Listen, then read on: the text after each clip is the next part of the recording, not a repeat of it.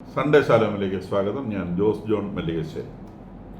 American നേതൃത്വത്തിലുള്ള GHF ഭക്ഷണ വിതരണ കേന്ദ്രങ്ങളിൽ കുത്തിത്തിരിപ്പുണ്ടാക്കാനുള്ള ഹമാസിൻ്റെ സർവ്വശ്രമങ്ങളും അതിൻ്റെ അവസാന പാദം അവർക്ക് പറ്റുന്നത് പോലെ അവർ ശ്രമിക്കുന്നുണ്ട്. പീസ് കീപ്പിങ്ങിന് നിൽക്കുന്ന പട്ടാളത്തിന് നേരെ പാഞ്ഞെടുത്തുകൊണ്ട് വെടിവെക്കാൻ പ്രേരിപ്പിച്ച് വെടിയുണ്ടകൾ ഏറ്റുവാങ്ങി ഹമാസിൻ്റെ പ്രവർത്തകരോ അല്ലെങ്കിൽ അവരെ ഏൽപ്പിച്ചു വിടുന്നവരോ ആയവർ എല്ലാ ദിവസവും മരിക്കുന്നുണ്ട്. നമ്മുടെ മനോരമ പോലത്തെ പത്രങ്ങൾ മാത്രമേ ഇപ്പോൾ അത് റിപ്പോർട്ട് ചെയ്യുന്നുള്ളൂ, ബാക്കി അത് കണ്ട് ശീലമായി. അപ്പോൾ അതുകൊണ്ട് എല്ലാ ദിവസവും ഈ ഒരു പേരിൽ മാത്രം 10-20 ആളുകൾ ഗാസയിൽ മരിക്കുന്നുണ്ട്. ഭക്ഷണ വിതരണ കേന്ദ്രത്തിൽ ഭക്ഷണം വാങ്ങാൻ വന്നവരെ വെടിവെച്ച് കൊന്നു എന്നാണ് ഹമാസ് ഇതിന് കൊടുക്കുന്ന ചിത്രം. അങ്ങനെ എല്ലാ ദിവസവും ഭക്ഷണം വാങ്ങാൻ ചെല്ലുന്നവരെ വെടിവെച്ച് കൊല്ലുന്നുണ്ടെങ്കിൽ എല്ലാവരും അങ്ങോട്ട് ചെല്ലുമോ? നിശ്ചയമായിട്ടും ചെല്ലുകയില്ല. അപ്പോൾ ആളുകൾ അവിടേക്ക് ധാരാളമായി ചെല്ലുന്നുണ്ട്. ഭയങ്കര തിരക്കാണ്. 6 മണി മുതൽ 6 മണി വരെയാണ് ഭക്ഷണ വിതരണം നടക്കുന്നത്. ഭയങ്കര തിരക്കാണ്. അങ്ങനെ വെടിവെച്ച് കൊല്ലുന്ന ഒരു സ്ഥലത്തേക്ക് മനുഷ്യർ ചാവാൻ വേണ്ടി ചെന്ന് നിന്ന് കൊടുക്കും. അപ്പോൾ ഈ തിരക്കിൻ്റെ അർത്ഥം അവിടെ ഭക്ഷണം കിട്ടുന്നുണ്ട്, കാര്യങ്ങൾ ഭംഗിയായി നടക്കുന്നുണ്ട് എന്ന് തന്നെയാണ്. അപ്പോൾ അവിടെ കൊലപാതകം നടക്കുന്നു, ചെല്ലുന്നവരെ കൊല്ലുന്നു എന്ന് അന്താരാഷ്ട്ര മാധ്യമങ്ങളെ ബോധ്യപ്പെടുത്താൻ അവിടെയുള്ളവർക്ക് ഇതുകൊണ്ട് യാതൊരു പ്രശ്നവുമില്ല. കാരണം അവർക്കറിയാം ഇത് അവരുടെ പട്ടാളത്തിന് നേരെ ചെന്നിട്ട് വെടി വാങ്ങിക്കൊണ്ട് വരുന്ന ടീമാണെന്നുള്ളത്. അതുകൊണ്ട് അവിടെ ഭക്ഷണം വാങ്ങാൻ പോകുന്നവർക്ക് പ്രശ്നമൊന്നുമില്ല. പക്ഷേ അന്താരാഷ്ട്ര മാധ്യമങ്ങളുടെ നിലവിളി, പ്രത്യേകിച്ചും BBC കൊണ്ടൊന്ന് നിലവിളിപ്പിക്കുക, BBCയുടെ നിലവിളി കണ്ട് അത് നുണയാണെന്ന് അറിയാമെങ്കിൽ കൂടി കേരളത്തിലെയൊക്കെ ചില മാധ്യമങ്ങൾ അത് എടുത്ത് കാണിച്ചിങ്ങനെ ഭക്ഷണം വാങ്ങാൻ ചെന്നവരെ വെടിവെച്ച് കൊന്നേ എന്ന് പറഞ്ഞുകൊണ്ട് നിലവിളിച്ചിരിക്കുന്നു. അതിനു വേണ്ടിയിട്ട് ഹമാസ് അവരുടെ അവസാന ശ്രമം നടത്തിക്കൊണ്ടിരിക്കുകയാണ്. ഹമാസ് എന്ത് കളിച്ചാലും ശരി, ഈ ഭക്ഷണ വിതരണത്തെ അവർക്ക് ഇല്ലാതാക്കാൻ സാധിക്കുകയില്ല എന്ന് മാത്രമല്ല, ഇനി UN-ൻ്റെയും റെഡ് ക്രോസിൻ്റെയും ഭക്ഷണ വിതരണം ഇനി ഗാസയിൽ ഉണ്ടാവാനുള്ള സാധ്യതയുമില്ല. അതിനിടയിലൂടെ ബ്രെഡും കുത്പാലും ഒക്കെ ആയിട്ട് ഗാസയിലേക്ക് പോയ ഗ്രെറ്റ തംബർഗിനെ ഇസ്രായേൽ പിടികൂടിയ കാര്യം നമ്മൾ കഴിഞ്ഞ ദിവസം പറഞ്ഞിരുന്നു. അവരെ അവിടുന്ന് ഈ പൂച്ചനെയൊക്കെ വലിച്ചെറിയുന്നത് പോലെ നമ്മൾ ആ വീട്ടിൽ ആവശ്യമില്ലാത്ത പൂച്ചനെ കൊണ്ട് റോഡിലെറിയുമല്ലോ എന്ന് പറഞ്ഞ ഫ്രാൻസിലേക്ക് എടുത്ത് ഏറ് കൊടുത്തിട്ടുണ്ട്. പക്ഷേ ഇവരുടെ കൂടെ ഈ ആക്ടിവിസ്റ്റ് എന്നാണല്ലോ ഈ സാധനത്തിൻ്റെ പേര്. 11 വേറെ ആക്ടിവിസ്റ്റും കൂടി ഉണ്ടായിരുന്നു. ആ 11 ആക്ടിവിസ്റ്റുകളിൽ ഈ ഗ്രെറ്റ തംബർഗിനെയും കൂടാതെ അവരുടെ 4 കൂട്ടാളികളെയും, അവരെല്ലാവരും സ്വീഡൻകാരാണ്, അവരെയാണ് തിരിച്ചയച്ചിട്ടുള്ളത്. ബാക്കിയുള്ള ആളുകൾ 7 പേര് ഇസ്രായേലിൻ്റെ കസ്റ്റഡിയിലാണ്. കാരണം അത് ഹമാസിൻ്റെ കുഞ്ഞുങ്ങൾ തന്നെയാണ്.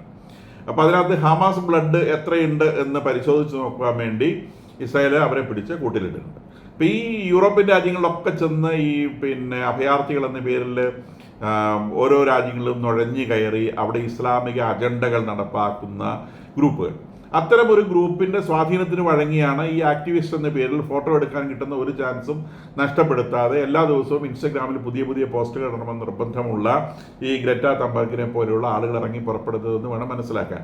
അപ്പോൾ ചെന്ന് കയറി ചെറിയ കൂട്ടിലൊന്നുമല്ല.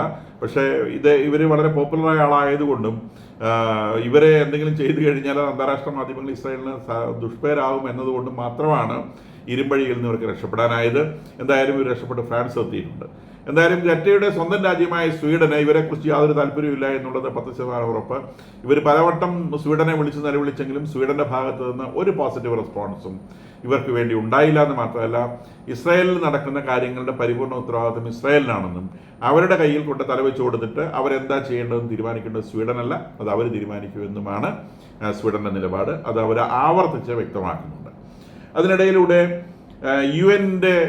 UN-ലേക്ക് US-ഉം യൂറോപ്യൻ രാജ്യങ്ങളും ചേർന്ന് ഒരു മെമ്മോറാണ്ടം സമർപ്പിച്ചിട്ടുണ്ട്. Iran non proliferation treat violate ചെയ്തിരിക്കുന്നു. അതുകൊണ്ട് ഇറാന് നേരെ ഒരു കംപ്ലീറ്റ് ആയിട്ടുള്ള സാങ്ഷൻ ഇമ്പോസ് ചെയ്യണം എന്ന് പറഞ്ഞുകൊണ്ടാണ് ഈ പ്രമേയം UN-ന് മുമ്പിൽ US-ഉം യൂറോപ്യൻ ശക്തികളും കൂടി വെച്ചിട്ടുള്ളത്. കാരണം ഈ നോൺ പ്രോളിഫറേഷൻ ട്രീറ്റി എന്നുള്ളത് ഞാൻ ഇന്നലെ കഴിഞ്ഞ ദിവസം സൂചിപ്പിച്ചതുപോലെ ലോകത്തിലെ എല്ലാ രാജ്യങ്ങളും ഒപ്പിട്ടിട്ടുള്ളതാണ്. നമ്മളും 98-ന് ശേഷമാണ് നോൺ പ്രോളിഫറേഷൻ ട്രീറ്റിയിൽ ഒപ്പിട്ടിട്ടുള്ളത്. 98-ന് മുൻപ് നോൺ പ്രോളിഫറേഷനിൽ ഒപ്പിടാൻ നമുക്ക് പ്രഷർ ഉണ്ടായിരുന്നു.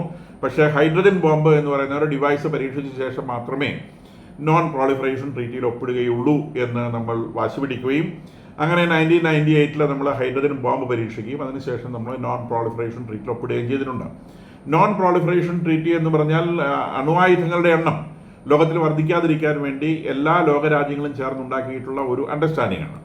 ആ അണ്ടർസ്റ്റാൻഡിങ്ങിൽ ഒപ്പിടുക വഴി ഇനി ഇന്ത്യയിൽ സമാധാനത്തിനല്ലാത്ത രീതി അല്ലെങ്കിൽ ഏതെങ്കിലും തരത്തിലുള്ള ആണവ രീതികളുണ്ടെങ്കിൽ, അത് സമാധാനത്തിന് വേണ്ടി ആയിക്കൊള്ളട്ടെ അല്ലെങ്കിൽ യുദ്ധ പർപ്പസിനായിക്കൊള്ളട്ടെ, അത്തരം ആണവ വികസനങ്ങൾ എല്ലാം ഇന്റർനാഷണൽ അറ്റോമിക് എനർജി ഏജൻസി അറിയിക്കാം എന്നാണ് അണ്ടർടേക്കിംഗ്. അപ്പോൾ ഇത് ഇറാനും ഒപ്പിട്ടിട്ടുള്ള ട്രീറ്റിയാണ് നോൺ പ്രോളിഫറേഷൻ ട്രീറ്റി. അപ്പോൾ ആ നോൺ പ്രോളിഫറേഷൻ ട്രീറ്റിയുടെ വയലേഷനാണ് ഇവർ ഇൻ്റർനാഷണൽ അറ്റോമിക് എനർജി ഏജൻസിയെ അറിയിക്കാതെ എൻറിച്ച്മെൻറ്റ് നടത്തി എന്നുള്ളതും എൻറിച്ച്മെൻറ്റിനുള്ള ഫെസിലിറ്റീസ് ഉണ്ടാക്കി എന്നുള്ളത്. ഇതിനുള്ള തെളിവുകൾ കണ്ടെത്തിയത് ഇൻ്റർനാഷണൽ അറ്റോമിക് എനർജി ഏജൻസി തന്നെയാണ്, അല്ലാതെ US അല്ലെങ്കിൽ ഇസ്രായേലോ അല്ല.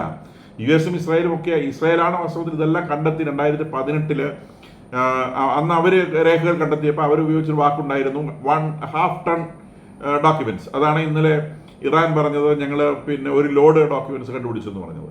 അന്ന് ഇസ്രായേൽ 2018 പറഞ്ഞത് ഞങ്ങൾ 1/2 ടൺ ഡോക്യുമെൻറ്റ്സ് ഇവരുടെ ഡോക്യുമെൻറ്റ്സ് പിടിച്ചെടുത്തു കണ്ടെത്തിയെന്നാണ് ഇസ്രായേൽ പറഞ്ഞത്.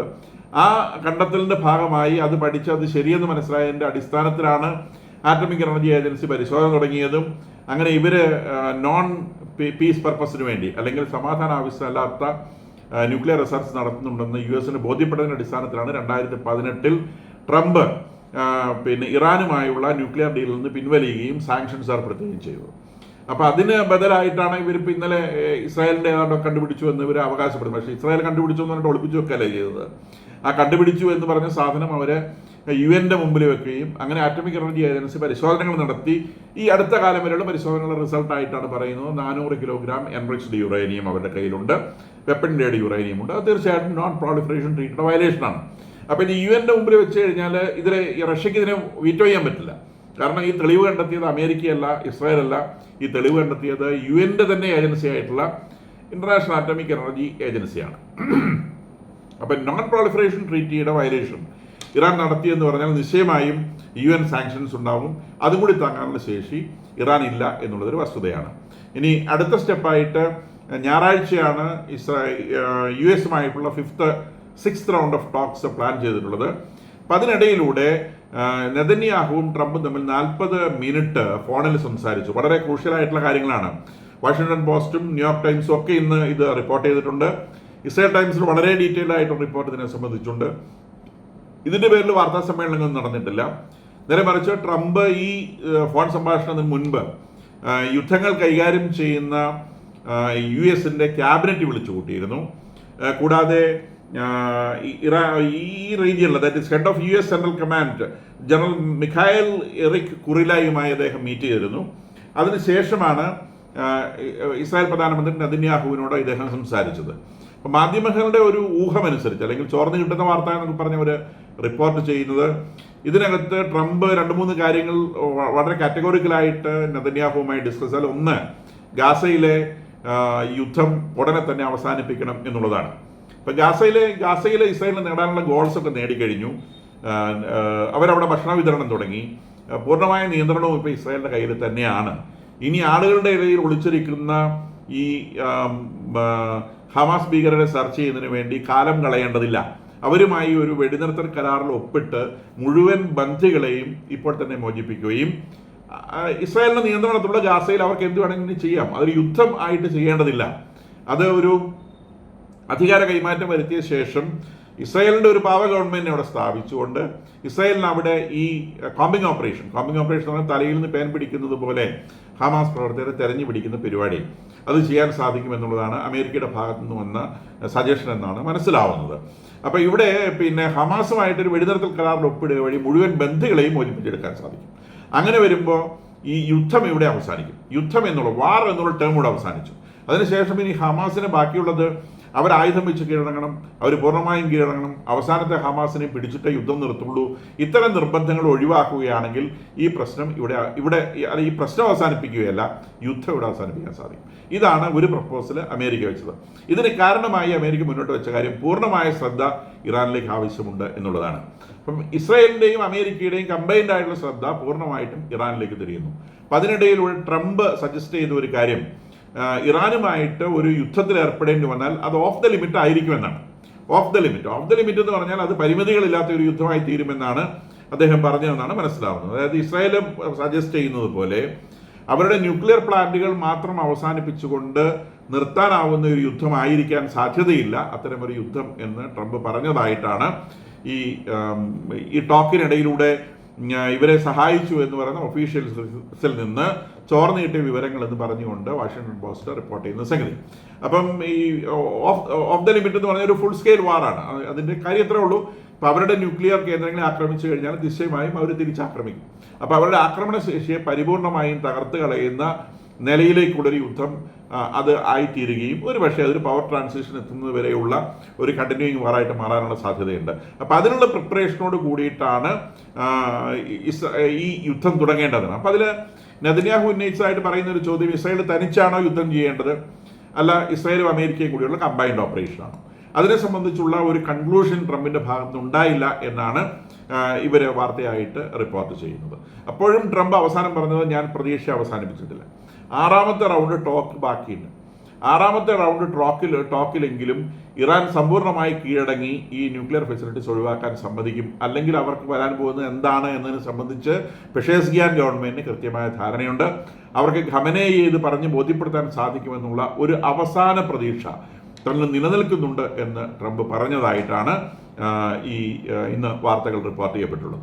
അപ്പോൾ എന്തായാലും ശരി, ഇതിനെ സംബന്ധിച്ചുള്ള റിപ്പോർട്ടുകളുടെ ജനറൽ കുറിലയോട് പിന്നെ ചോദ്യങ്ങൾ ഉന്നയിക്കപ്പെട്ടിട്ടുണ്ട്. മിഖായൽ കുറിലയോട്. അദ്ദേഹമാണ് ഈ പ്രദേശത്തെ അല്ലെങ്കിൽ ഈ റീജിയനിലുള്ള ഏഷ്യ പസഫിക് അറ്റ്ലാന്റിക്കിന് ഇപ്പുറത്തേക്കുള്ള, അറ്റ്ലാന്റിക്കിന് കിഴക്കോട്ടേക്കുള്ള അമേരിക്കൻ പടയെ നിയന്ത്രിക്കുന്നത് ഈ മിഖായൽ കുറിലയാണ്. അപ്പോൾ ഇദ്ദേഹം that is head of US central command എന്നാണ് അദ്ദേഹത്തിൻ്റെ ടൈറ്റിൽ തന്നെ. അപ്പോൾ അദ്ദേഹത്തോട് ചോദ്യങ്ങൾ ചോദിച്ചപ്പോൾ അദ്ദേഹവും പറഞ്ഞത് യെസ് എന്നാണ് പറഞ്ഞത്. ഇറാനെ ആക്രമിക്കാൻ അമേരിക്ക തയ്യാറായിരിക്കുകയാണോ എന്നായിരുന്നു ചോദ്യം. അപ്പോൾ അദ്ദേഹം പറഞ്ഞത് യെസ് എന്നാണ്. ഡീറ്റെയിൽസിലേക്ക് കടക്കാൻ അദ്ദേഹം തയ്യാറായില്ല. പക്ഷേ എന്തായാലും ശരി, ഈ 6ാമത്തെ റൗണ്ട് ടോക്ക്, അപ്പം ഇറാൻ വിചാരിക്കുന്നത് ഈ ടോക്ക് എത്ര വേണം വലിച്ചു നീട്ടിക്കൊണ്ട് പോകാനാണ്. ട്രംപിനെ സംബന്ധിച്ച് അദ്ദേഹത്തിന് അതിനെ സംബന്ധിച്ച് കൃത്യമായ ഒരു കാൽക്കുലേഷൻ ഉണ്ട് എന്ന് വേണം വിചാരിക്കാൻ. അപ്പോൾ ആ കാൽക്കുലേഷനിൽ ഇത് അവസാനിച്ചില്ലെങ്കിൽ, അദ്ദേഹം പ്രതീക്ഷിക്കുന്നത് ആ കാൽക്കുലേഷൻ അനുസരിച്ച് തന്നെ ഇത് കാര്യങ്ങൾ നീങ്ങുമെന്നാണ്. അങ്ങനെ അവസാനിച്ചില്ലെങ്കിൽ ഒരു പരിമിതികളില്ലാത്ത ഒരു അറ്റാക്ക് ഇറാന്റെ മേലെ ഉണ്ടാവാനാണ് സാധ്യതയെന്നാണ് ഈ വാർത്തകൾ സൂചിപ്പിക്കുന്നത്.